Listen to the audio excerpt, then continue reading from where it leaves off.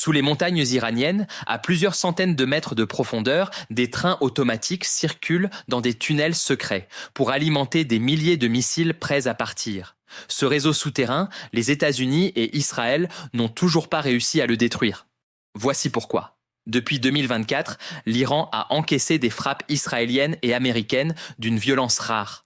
En juin 2025, lors de ce que les analystes appellent la guerre des 12 jours, environ 800 à 1000 missiles balistiques iraniens ont été détruits au sol ou interceptés et près de 65% des lanceurs balistiques neutralisés avec plus de 120 rampes détruites. Ici, Beyrouth, des pertes colossales pour n'importe quelle armée du monde. Et pourtant, les missiles iraniens continuent de partir. Les salves se succèdent. Les gardiens de la révolution tirent toujours.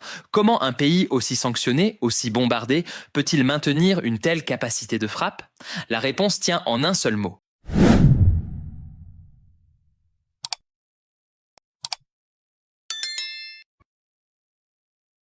Profondeur. Une profondeur géologique, industrielle et stratégique que très peu de nations au monde ont su construire. Pour comprendre cette résilience, il faut d'abord saisir l'ampleur brute de l'arsenal. Selon le général américain Kenneth McKenzie du CENTCOM, l'Iran possédait en 2022 plus de 3000 missiles balistiques, sans même compter les missiles de croisière. Iran Watch. Après les destructions massives de 2025, l'Iran aurait reconstitué un stock d'environ 2000 missiles, tout en réalisant des avancées significatives dans les capacités de ses systèmes. Ce chiffre à lui seul suffit à expliquer l'inquiétude des capitales occidentales. Cet arsenal n'est pas monolithique. Il est pensé pour couvrir toutes les distances, toutes les cibles, à toutes les altitudes. À courte portée d'abord, le Fateh 110, missile à carburant solide reconnu pour sa mobilité et sa précision, peut atteindre environ 300 km. Le Zolfaghar, version améliorée, frappe jusqu'à 700 km. Le Qiam-1, dérivé de technologie nord-coréenne, a été utilisé lors des frappes contre des bases américaines en Irak en 2020. Ici, Beyrouth. Ces armes sont conçues pour des opérations régionales rapides, des frappes chirurgicales sur des installations militaires dans le Golfe ou en Irak. Mais l'Iran ne s'est pas arrêté là. Parmi les vecteurs capables d'atteindre Israël figurent le Ségil et le Gadr, tous deux capables de couvrir 2000 km, le Khorramshahr à même portée, l'Emad à 1700 km et le Shahab 3 à 1300 km, ici Beyrouth. En parallèle, l'Iran développe des missiles de croisière comme le Pavé, dont la portée annoncée approche 1605 km, ID News, auquel s'ajoute le missile KH-55, une arme à capacité nucléaire potentielle avec une portée pouvant atteindre 3000 km. CNews. Et au sommet de cette pyramide technologique, en juin 2024, l'Iran a présenté ce qui serait son premier missile hypersonique de fabrication nationale. Ces missiles peuvent voler 5 fois plus vite que la vitesse du son sur une trajectoire complexe, ce qui les rend très difficiles à intercepter. Mais posséder des missiles ne suffit pas. Il faut encore pouvoir les conserver, les protéger, les relancer après avoir été frappés. C'est ici que l'Iran a véritablement surpris le monde, avec ce que les militaires appellent les villes de missiles. Les gardiens de la Révolution ont creusé près de 30 villes de missiles souterraines profondément enfouies dans des montagnes de granit, reliées par des trains automatiques et protégées par des portes coulissantes. Au moins 27 bases souterraines ont été identifiées, comprenant au moins 107 tunnels avec sortie J-Forum.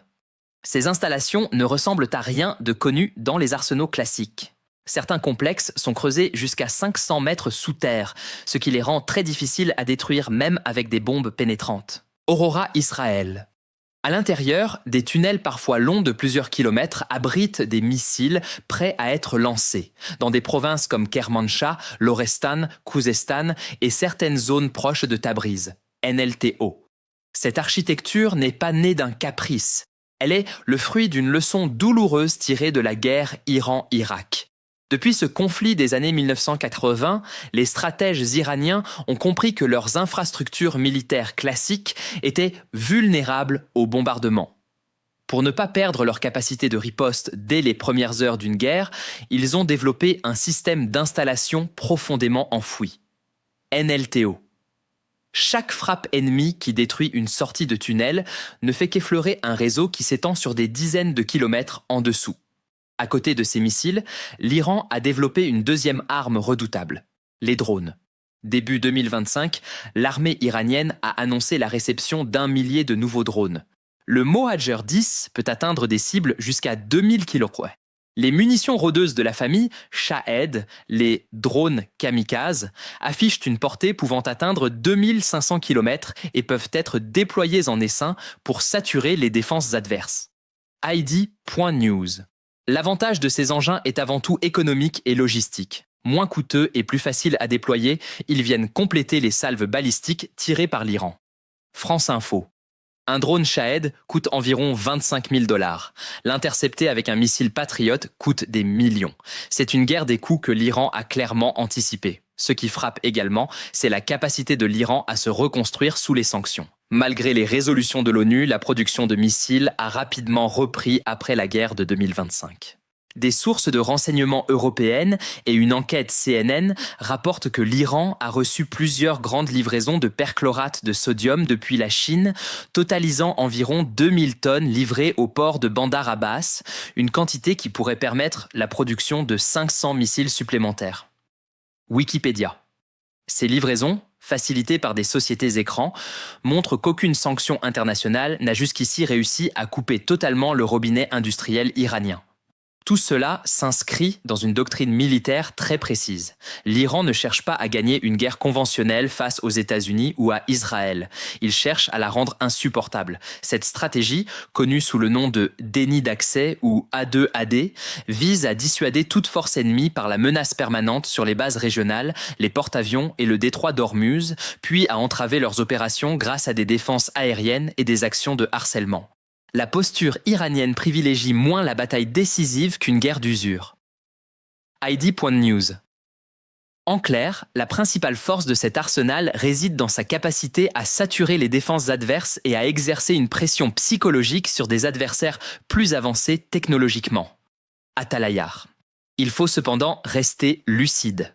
L'Iran ne possède pas d'armes nucléaires opérationnelles ni de bombes sales vérifiées. Sa capacité de destruction massive reste donc limitée aux missiles conventionnels et sa stratégie repose davantage sur l'effet psychologique et la dissuasion régionale que sur la destruction à grande échelle. Atalayar, la vraie question que se posent aujourd'hui les analystes est simple. Combien de temps l'Iran pourra-t-il prolonger un tel conflit face à une confrontation où volume s'oppose à technologie? ID.News. Ce que le monde a découvert à travers cette guerre, c'est qu'un pays peut être pauvre, sanctionné, bombardé et rester militairement debout. Pas grâce à une supériorité technologique, mais grâce à des décennies de préparation souterraine, à une industrie de guerre dispersée et résiliente et à une doctrine pensée pour l'endurance. Malgré la guerre des 12 jours, l'Iran conserve le plus grand arsenal de missiles balistiques du Moyen-Orient. FDD. Les villes de missiles sont toujours là, sous la roche, dans l'obscurité. Et les trains automatiques continuent de tourner.